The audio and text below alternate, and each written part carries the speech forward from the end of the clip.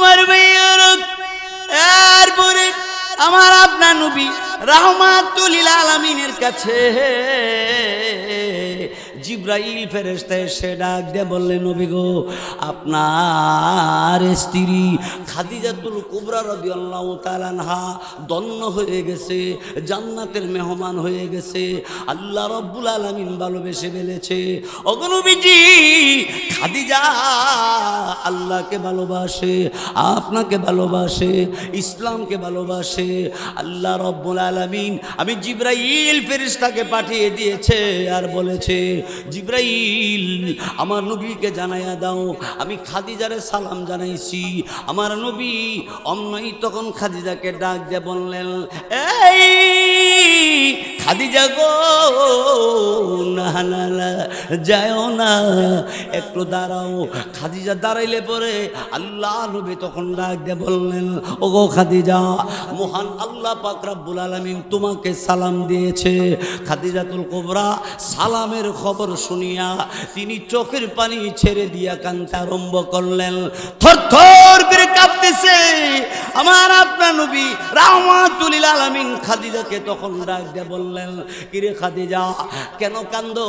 স্বয়ং আল্লাহ যেখানে তোমারে সালাম জানাইছে, এরপরে তুমি কেন কান্দো? তুমি থরথর করে কেন কাঁপতে আসো? তখন ডাক দিয়ে বললেন খাদিজাতুল কুবরা, ওগো আল্লাহর নবী, রহমতের নবী রাহমাতুল লিল আলামিন, আমার মহান আল্লাহ পাক রব্বুল আলামিন আমার নামটা জানে এবং আমার নাম ধরে আমারে সালাম দিয়েছে। আমি খুশিতে আমার চোখের পানি আমি কন্ট্রোল করতে পারি না। আমার নবী ডাক দিয়ে বলে, খাদিজা, আর একটা সুসংবাদ তোমাকে জানায়া দেয়। কি গো খাদিজা? আল্লাহ রাব্বুল আলামিন জিবরাইলের মাধ্যমে আমাকে জানিয়ে দিয়েছে, স্বামী যদি নেককার হয়, স্ত্রীও যদি নেককারিনী হয়, স্বামী স্ত্রী দুজন শাহাদত আঙ্গুল ধরে ধরে একসাথে জান্নাতে প্রবেশ করবে। সবাই শুনবেন? নামান তাহলে বালা করে বল, শয়তানে এই মুহূর্তে একব দোকানের তালা লাগাইছ, মন আসেনি? কানে কানে কয়ে উড়ে লই যাবো, উড়াই নি তারলে আর নাইলে কইব তোর বিড়ি ঘাস তুই সারাদিনে 35টা। এই যে বৈশত খন্দকার আবুল কাসেম হুজুরে 2 ঘন্টা ওয়াজ করবো, তোর এই বিড়ি খাওয়ার থেকে বিরত থাকতে গেলে উঠতে গিয়ে টান্দা আবার বুঝবি অসুবিধে কি? টান্দা কাটতে থাকবি, উড়াই নিব গা। তাইলে মনে রাখবো, অহন যে উঠতে যাইব মারেতে বুঝুন যে শয়তান হেরে ধরে লয়ে যেতেছে। মন থাকবো, যে উঠতে কার হইব সবাই কইবেন যে ধরছে শয়তানে, দেখবো কেডা উঠতে যা। হ্যাঁ, যারা এদিকে দাঁড়িয়ে আছেন ভিতরে বসেন, আমি দয়া করে বলছি, মেহেরবানি করে বলছি, যারা দাঁড়িয়ে আছেন ভিতরে বসুন। আপনারা ভিতরে বসলে সওয়াবও পাবেন, মাহফিলটা সুন্দর হবে। হ্যাঁ, কোরআনের মাহফিল এটা। এই মিয়া, কোরআনের বরকতে আজকের জীবনের গুনাহ খাতা মাফ হবে, আখিরি মুনাজাত হবে। আল্লাহ আমাদের সবাইকে তৌফিক দান করুক মুনাজাত করার। বলুন আমিন। কোরআন শরীফ নাজিল করছেন আল্লাহ। কে? আমি চাঁদপুর গেছি ওয়াজ করার জন্য, চাঁদপুরে। তো মাহফিলের স্টেজের মধ্যে আমি উঠতে দেখি একজন গুজা হয়ে বয়ে রয়েছে, বুড়া মানুষ। তখন আমি কর্তৃপক্ষরে বললাম, এই বুড়া মানুষটা গুজা মানুষ, দুর্বল, উনারে কেড়ে আনছেন? হুজুর, তিনি আমাদের হাফেজ সাহেব হুজুর। তখন আমি বললাম, বয়স কত চলতেছে? 117। কত? 117 বছর চলতেছে। তখন আমি হুজুরের কানে কানে জিগাই, হুজুর কোরআন শরীফ কি ইয়াদ আছে? হুজুরে ক, জি হুজুর, আমার কোরআন শরীফ 30 পারা এখনো মুখস্থ আছে। সুবহানাল্লাহ বাইদ গিয়ে কইেন। এরপরে দেখেন, আমি জিগাই, হুজুর তাহলে কি তেলাওয়াত করেন? প্রতিদিন আমি 3 পারা কোরআন শরীফ পড়ি, মাসে 3 খতম আমি ধারাবাহিক এখনো দেই। সুবহানাল্লাহ বলবেন না? আর আজকে এখানে দেখলাম 5 মাসে 30 পারা হাফেজা হয়ে গেছে। এই কোরআনের দুশ্মনেরা লাইব্রেরি সহ মাদ্রাসার সব কোরআন শরীফ যদি তোমরা কোথাও লুকায়ে ফেলো, তাহলে বাংলার জমিনে লক্ষ লক্ষ হাফেজ কোরআন আছে, সূরা ফাতিহা থেকে সূরা নাস পর্যন্ত একটানে মুখস্থ শুনাইয়া দিবে। কিন্তু একজন হাফেজ সাহেবকে আলট্রাসাউন্ড করেন, এমআইআর করেন, কি সিটি স্ক্যান করেন, আরো যত চিকিৎসা আছে, যত পরীক্ষা আছে করেন, রোগ থাকলে ধরা পড়ব, কিন্তু কোরআন শরীফ কোন জায়গাতে আল্লাহ রাখছে ধরা পড়ে না। জোরে কোন ঠিক কিনা? আরো জোরে ক। একজন হাফেজ সাহেবের দাঁত যতটা আমার দাঁত, আত আমার যতটা হাফেজ সাহেবের আত, দেখতে দেখা যায় আমার মতো নই, কিন্তু রমজান মাস যখন তারাবি নামাজও খারে পড়া শুরু করে, মনে হয় যেন কোরআন নাজিল হইতে শুরু হইছে। এই যে আমার পাশে হাফেজ সাহেব বসা, 30 পারা কোরআন আল্লাহ তাআলা দান করছে, আলহামদুলিল্লাহ গান।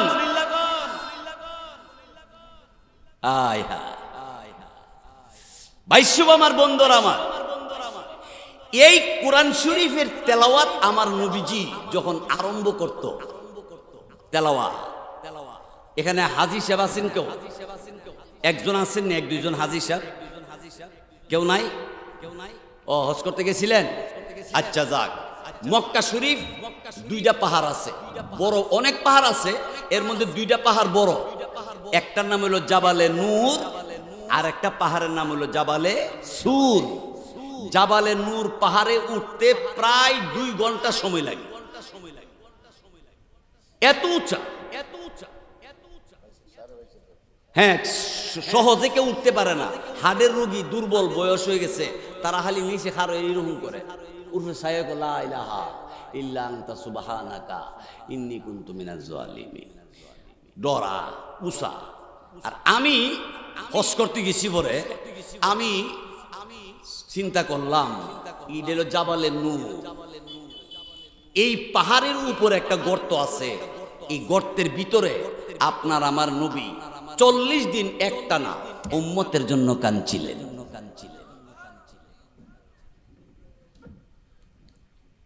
আমি আর চিন্তা করি কোনো দেইরা কোনো চিন্তা করলাম না, আমি পেলাম এই গর্ত না দিকা যাইতাম না, কারণ আমি রবিউল বডি, আমার বডি তো বড় না, বাইসাইকেল ফাইরা যাবেন আমি 2টা যাইতার মন্দির আগে আগে, আমার এরকমই আছে। দেন না সোফাত বসি 2 জন বইতার বড়, কিন্তু আমার মাইকের আওয়াজতে দূর থেকে যারা শুনতেছে এরা মনে করো কেমন তাজা বেড়া যেন ওয়াজ করতেছে, ঠিক না? খারাপ লাগতেছে? আমি জাবালে নূর সেই পাহাড়ের উপরে গিয়ে উঠলাম, উঠটা একটু নিচে নামতে হয়, নামতে বড় রিক্স, ছুটতে গেলে গই শেষ। ওই পাহাড়টার উপর উঠতে নিচে বড় বড় বাসের দেখা যা আপনার মান্দাইলের সমান, আর মানুষ দেখা যা ফিফরার সমান, নেশা নৌসা পাহাড়টা।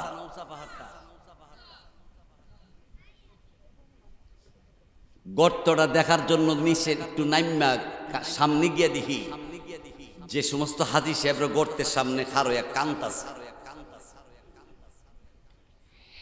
আমি জিজ্ঞাসা করলাম, এই হাজী সাহেবগণ কেন এইভাবে কান্দেন, কারণটা কি বলেন না?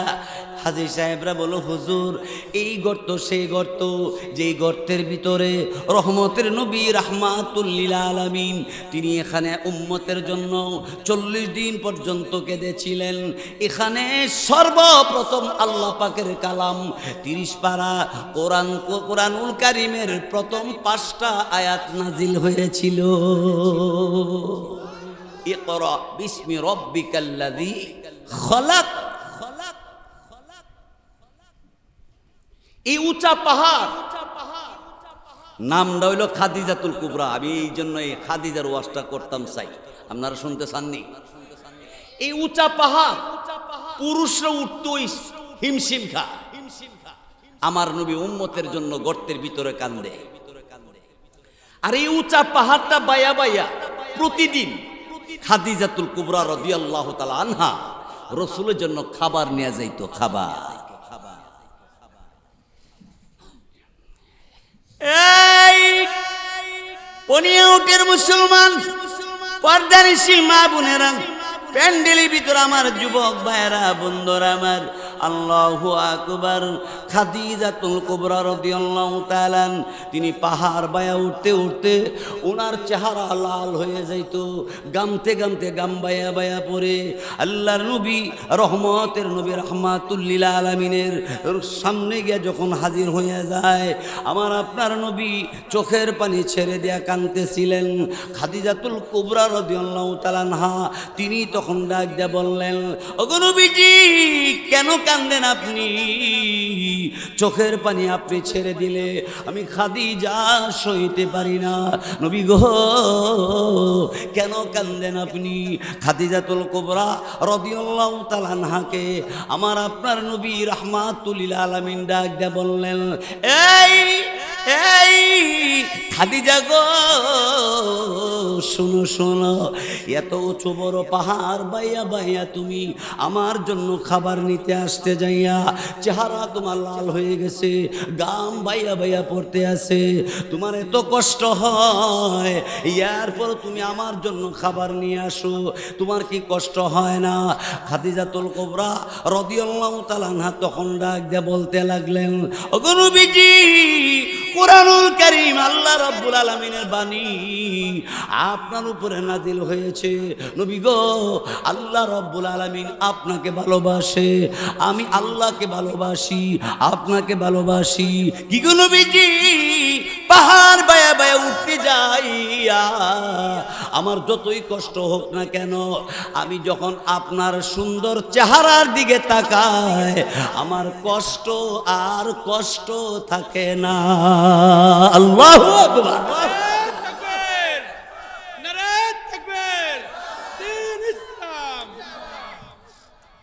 হুজুর আমার কষ্ট থাকে না, আমার কাছে ভালোই লাগে। রসুলে করিম সাল্লাল্লাহু আলাইহি সাল্লামকে খাবার দিয়া খাদিজা রাদিয়াল্লাহু তাআলা আনহা আইসা পড়তেছে, অমনি আল্লাহ জিবরাইলকে ডাক দিছি, রে জিবরাইল। জিবরাইল বলেন আল্লাহ কি কো হুকুম দেন। জিবরাইল আলাইহিস সালাতু ওয়াস সালামকে আল্লাহ পাক রব্বুল আলামিন ডাক দিয়ে বললেন, জিবরাইল রে আমার খাদিজা আমার জন্য এত ভালোবাসা, কোরআনের জন্য এত ভালোবাসা, আমার বন্ধু রহমতের নবী রাহমাতুল লিল আলামিনের জন্য এতই ভালোবাসা। রে জিবরাইল আমার নবী বিশ্ব নবী রাহমাতুল লিল আলামিনের কাছে যাও, তুমি নবীকে আমার সালাম বলো, আর নবীকে বলে দাও আমি আল্লাহ রব্বুল আলামিন হযরত খাদিজাকে আমি আল্লাহ সালাম জানাইছি। খাদিজারে সালাম দিছি কেডা? আল্লাহ সালাম দিছে। পৃথিবীর আর কোন মহিলাকে আল্লাহ সালাম দেন নাই, এর মধ্যে একজন মহিলাই সালাম পাইছে আল্লাহর পক্ষ থেকে, তিনি হলেন হযরতে খাদিজা। খাদিজা সালাম পাইয়া খুশি হওয়ার কথা না? আল্লাহু আকবার। আর আমরা দেশে যে খাদিজা আছে, আমরা দেশের খাদিজারা, এই খাদিজারা বাড়ির থেকে বাইরে এলে শয়তানের সাইড দিয়ে খার হইতে হয় যে আফা জানগে আপনি, কারণ আপনি আমার তো বড় শয়তান। বাবুই বালা না, ইমন কাপড় পরছে যেই কাপড় 2 মাইল দূরের থেকে বট গাছ দেখা যায় না, কিন্তু বিডির শরীরের চামড়া দেখা যায়। জ্বর জেট কি জেট ফাতলা।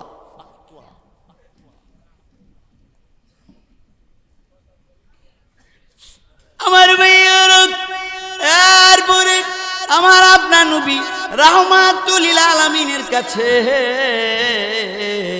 জিবরাইল ফেরেশতা এসে ডাক দিয়ে বললেন, নবী গো আপনার স্ত্রী খাদিজাতুল কুবরা রাদিয়াল্লাহু তাআলা আনহা ধন্য হয়ে গেছে, জান্নাতের মেহমান হয়ে গেছে, আল্লাহ রাব্বুল আলামিন ভালোবেসে ফেলেছে। ওগো নবীজি খাদিজা আল্লাহকে ভালোবাসে, আপনাকে ভালোবাসে, ইসলামকে ভালোবাসে। আল্লাহ রাব্বুল আলামিন আমি জিবরাইল ফেরেশতাকে পাঠিয়ে দিয়েছে আর বলেছে, জিবরাইল আমার নবীকে জানাইয়া দাও আমি খাদিজারে সালাম জানাইছি। আমার নবী অমনই তখন খাদিজাকে ডাক দিয়ে বললেন, এই খাদিজা গো, না না না, যাও না, একটু দাঁড়াও। খাদিজা দাঁড়াইলে পরে আল্লাহ নবী তখন ডাক দিয়ে বললেন, ওগো খাদিজা, মহান আল্লাহ পাক রব্বুল আলামিন তোমাকে সালাম দিয়েছে। খাদিজাতুল কুবরা সালামের খবর শুনিয়া তিনি চোখের পানি ছেড়ে দিয়া কাঁদতে আরম্ভ করলেন।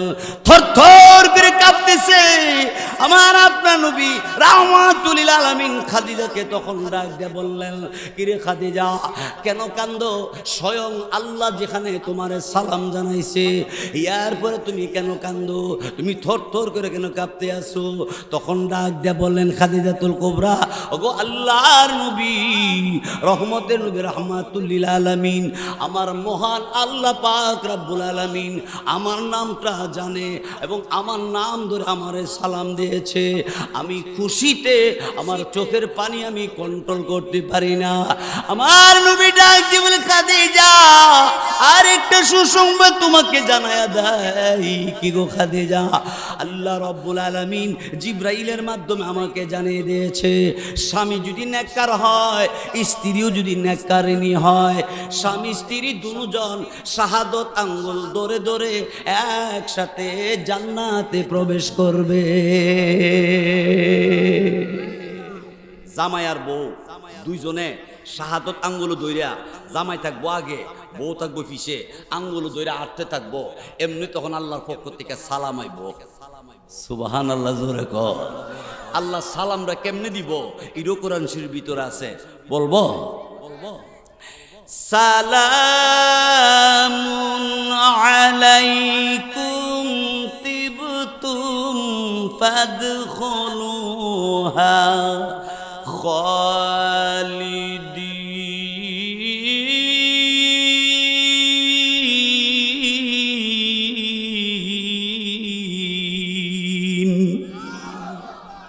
সালামুন আলাইকুম, হে স্বামী স্ত্রী জান্নাতি মেহমানরা, আমি আল্লাহ সালাম দিছি, সালাম গ্রহণ করো। তিবতুম ফাদখুলুহা, তিবতুম শব্দটা আরবি শব্দ, কোরআনের শব্দ। এর অর্থ তাফসীর কিতাবে অনেক লেখছে। এর মধ্যে একটা অর্থ লেখছে যে এমন আনন্দের সাথে ঢুকো জীবনে তোমার কান্দন আসবে না, ওই জান্নাতে প্রবেশ করো। আবার সূরা ওয়াকিয়ার মধ্যে আল্লাহ তাআলা আবার আরেকটা বিবরণ দিচ্ছে। আল্লাহ বলেন, লা ইয়াসমাউনা ফিহা লাগওয়াও ওয়ালা তাসীমা ইল্লা কিলান সালামান সালামা।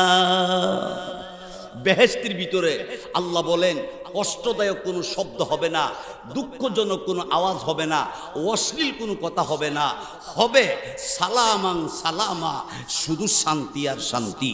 জোরে কোন সুবহানাল্লাহ। ভাইয়ের আমার, বন্ধুর আমার, ইয়ার পরে আমার আপনার নবীর স্ত্রী খাদিজাতুল কুবরা রাদিয়াল্লাহু তাআলা আনহা তিনি চোখের পানি মুছে ফেললেন। আল্লাহ নবী কাঁদতে আরম্ভ করলেন।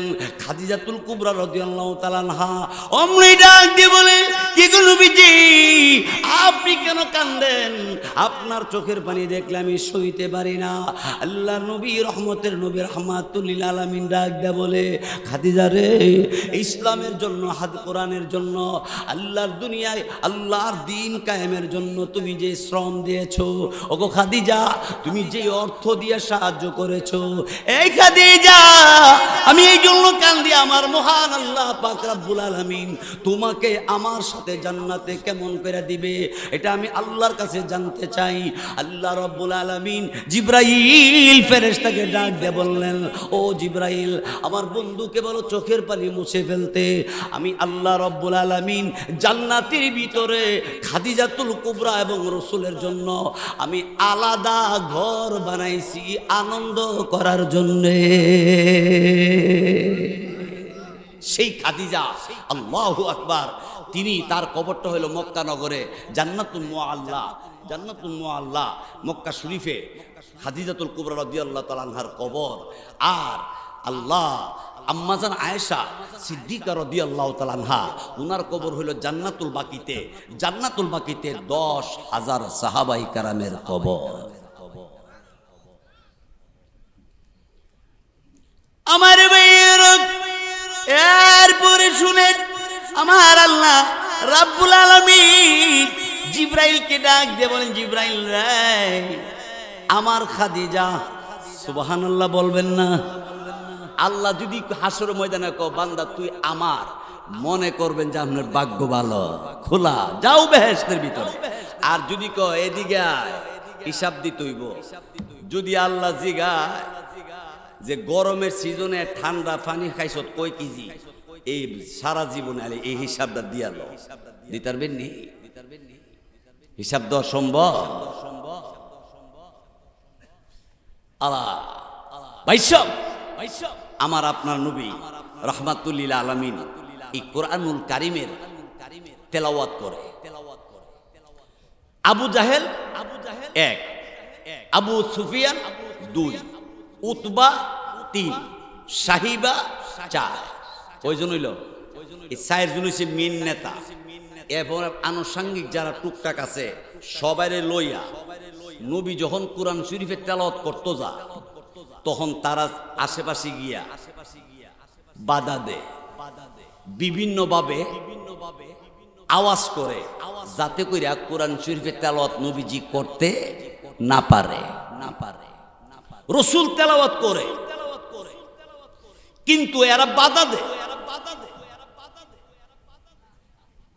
তো বাধা দিয়া নবীজি যখন দিনের বেলা কোরআন শরীফ পড়তে পারে না, তখন আমার আপনার নবী রাত্রেবেলা, দিনের বেলা যখন এরার জন্য পারে না, তখন রাত্রেবেলা রাসূল ঘরের ভিতরে কোরআন শরীফের তেলাওয়াত করে।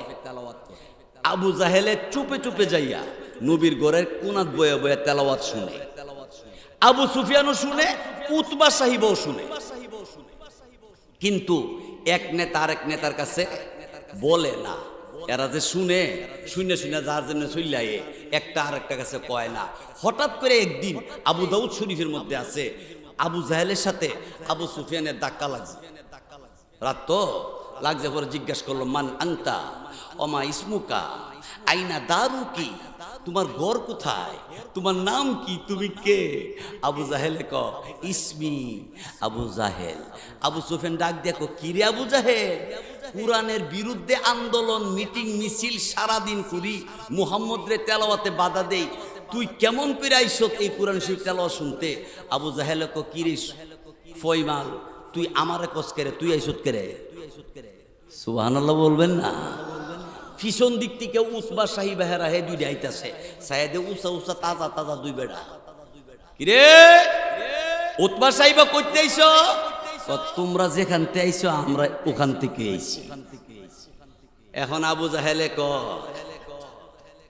কোরআনের বিরুদ্ধে, নবী মুহাম্মদের বিরুদ্ধে আন্দোলন মিটিং মিছিল কইরা আমরা নেতা হয়ে যদি এইভাবে রাত্রেবেলা চুপে চুপে তেলাওয়াত শুনি, একটা আরেকটার কাছে না কই, জনগণের কাছে প্রকাশ পাইলে ক্যামেরা সারা ছবি তুলবো মাইরা, ঠিক না? তখন আবু সুফিয়ান কোথাইলে কি করন? কয় তওবা করে লাও। কি তওবা? যে মুহাম্মদের বিরুদ্ধে, কোরআনের বিরুদ্ধে আন্দোলন চলবে আর তার তেলাওয়াত আমরা শুনবো না। আবু সুফিয়ান কো এই কথা আমরা মানি না। কো কেমনে মানবেন?